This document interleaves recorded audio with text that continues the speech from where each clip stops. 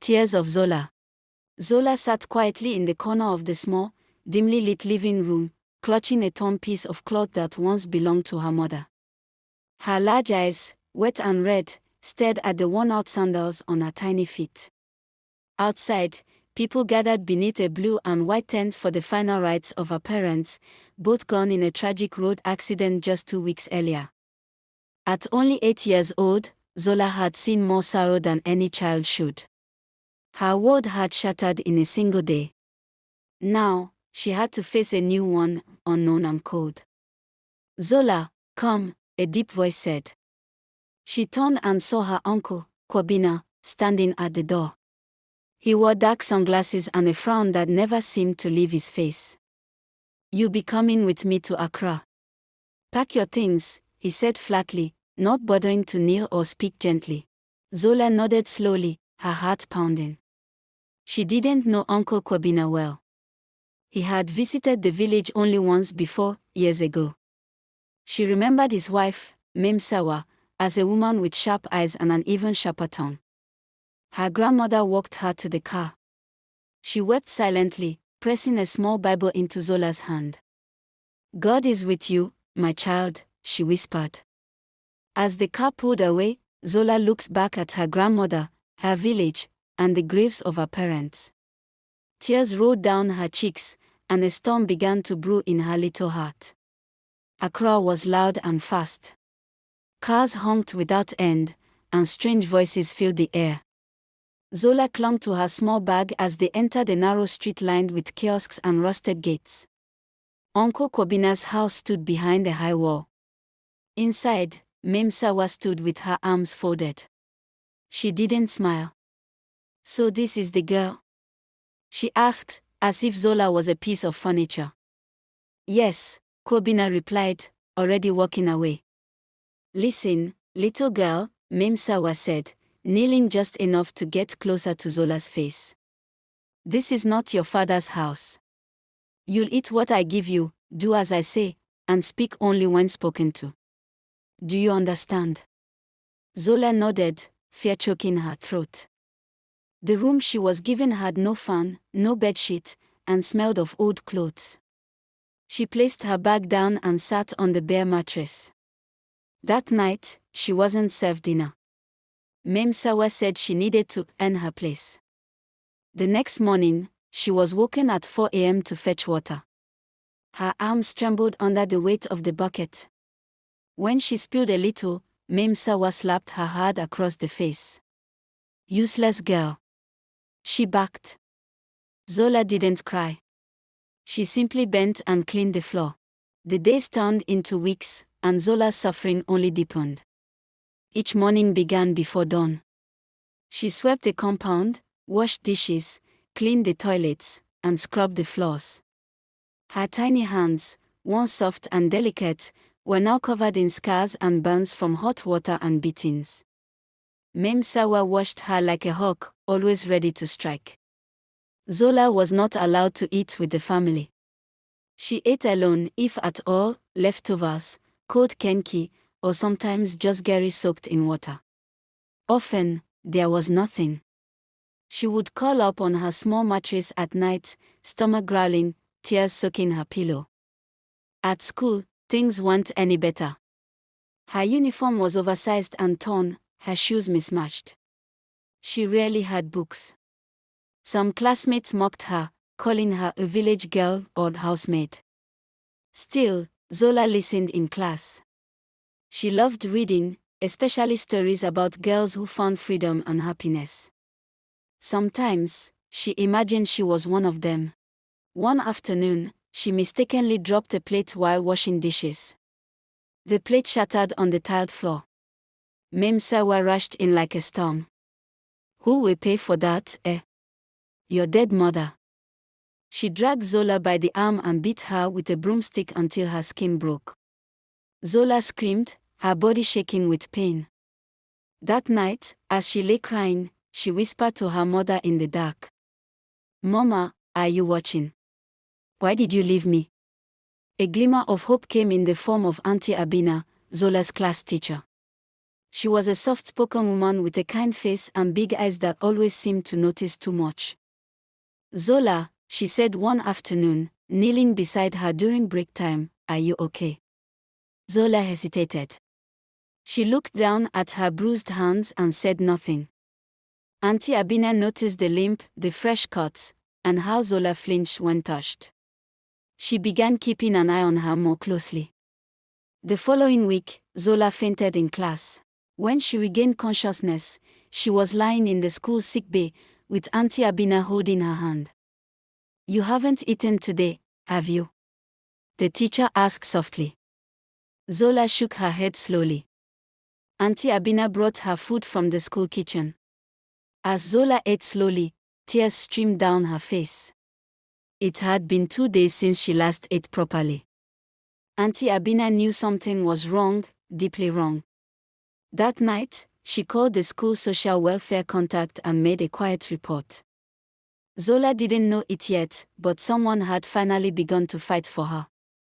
Each time the pain became unbearable, Zola wrote letters to her mother, imaginary letters, on scraps of paper from her schoolbooks. "Dear Mama, today, Mem Sawa beat me because I forgot to iron her dress. I tried to do it right, but I don't know how to use the iron well. I miss you. I miss your voice. I miss your hugs. Your Zola." She folded them and hid them under the mattress in her room. There were more than 20 letters now. One day, Mem Sawa found her writing and slapped the pen out of her hand. "What lies are you writing, you witch?" she spat. "You want to report me to your dead mother, eh?"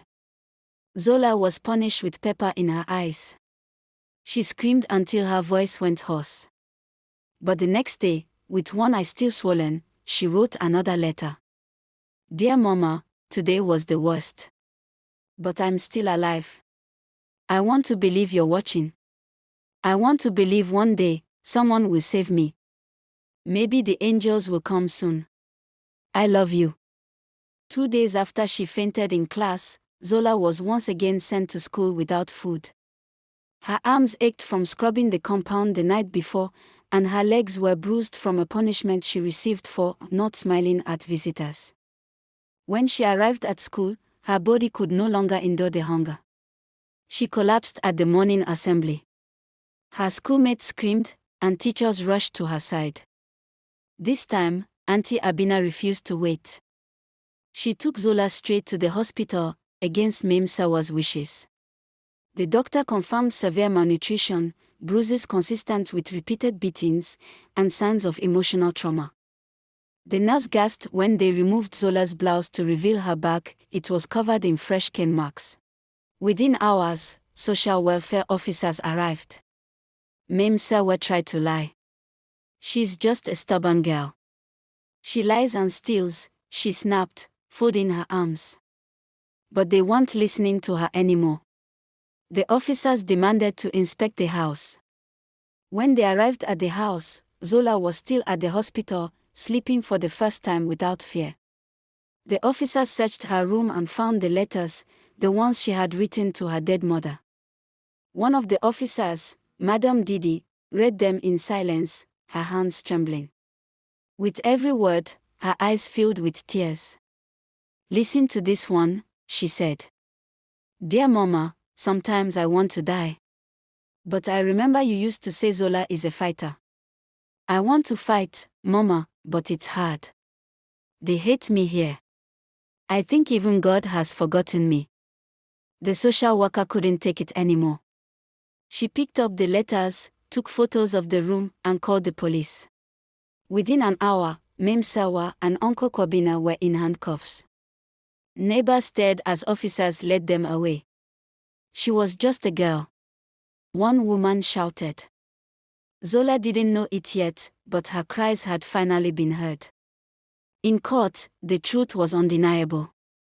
The bruises, the letters, the doctor's report, the testimonies from Auntie Abina and the school headmistress. Everything pointed to years of abuse. Uncle Kwabina, cold and expressionless as ever, claimed ignorance. "I was always at work. My wife handled things at home. But the judge didn't buy it. You lived in that house. You saw her condition. You did nothing. That is not ignorance, it is wickedness. Mame Sawa cried in court, pretending to be the victim. But Zola's words in her letter stood as witness. She beats me like I'm her enemy. She calls me names I can't even write here. Sometimes I want to scream but I'm scared. I just stay quiet and pray she finishes quickly. The court sentenced both of them to 18 years in prison for child abuse, assault, and endangerment. Zola sat in the back with Auntie Abina holding her hand. She didn't understand all the legal words, but when the judge said they were going to jail, she felt her heart sigh. She had been heard. After the trial, Zola was placed into a foster home. Her new guardian was Madame Didi, the same social worker who had read her letters. Didi and her husband had no children of their own and welcomed Zola like a gift from heaven. Zola now had her own room. Her own bed. A soft pink blanket. A night lamp. And food, real food. She started attending a better school. Auntie Abina still visited her often, bringing books and snacks. At first, Zola struggled to adjust. She would flinch when someone raised their hand too quickly. She would hide food in her school bag out of habit. But slowly, things changed. She began to laugh again. She began to sing while washing dishes. She drew pictures of her mother smiling from the sky. For the first time in her young life, Zola had peace. On a rainy evening, nearly a year after she left the house of pain, Zola sat at her desk with a clean sheet of paper. She hadn't written a letter in a while, but today, her heart told her it was time. Dear Mama, I am safe now. I have a new mommy. She doesn't beat me. She reads me bedtime stories. I eat every day. I even have a pink dress and sandals to match. I know you would have loved her. I still miss you every day, but now I smile when I think of you. You gave birth to a fighter, Mama. I'm still fighting. And now, I'm winning. Your Zola. She folded the letter and placed it in a small box filled with her old notes. Then she walked to her window and looked at the sky.